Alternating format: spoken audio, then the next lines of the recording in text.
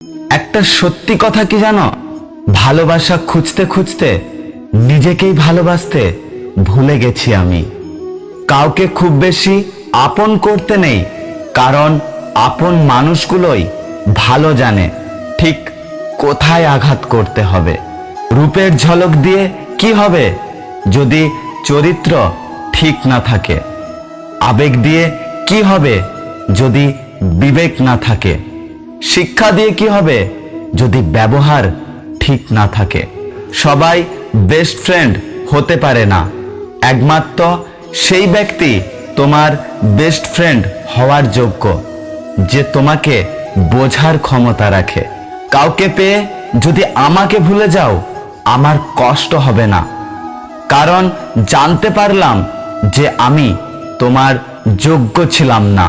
মাফ করে দিও যদি তোমার মনে কোনো কষ্ট দিয়ে থাকি, কারণ কে জানে হয়তো কালকে নাও বেঁচে থাকতে পারি। ভুল টেনে যদি উঠেই পড়ো, পরের স্টেশনে নেমে যাও, কারণ ট্রেন যত দূরে যাবে তোমার ফেরার কষ্ট তত বেশি হবে। অতিরিক্ত ভালোবাসাই মানুষকে একদিন অতিরিক্ত কাঁদায়, এটাই কঠিন সত্য।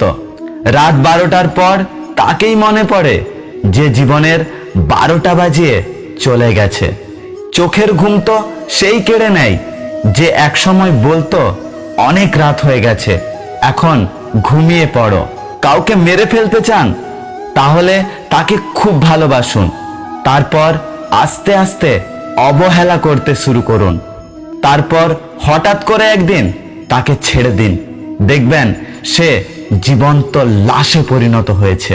আরে আমি কত বোকা ছিলাম, একসময় ভাবতাম মানুষ দিব্যি দিয়ে কখনো মিথ্যে কথা বলে না। আমি আমার জীবন থেকে এই 4টে জিনিস শিখেছি। 1, মা বাবা ছাড়া কেউ বিশ্বাসযোগ্য নয়। 2, সম্মান শুধু পয়সার আছে, মানুষের নেই। 3, গরিবের কোনো বন্ধু হয় না।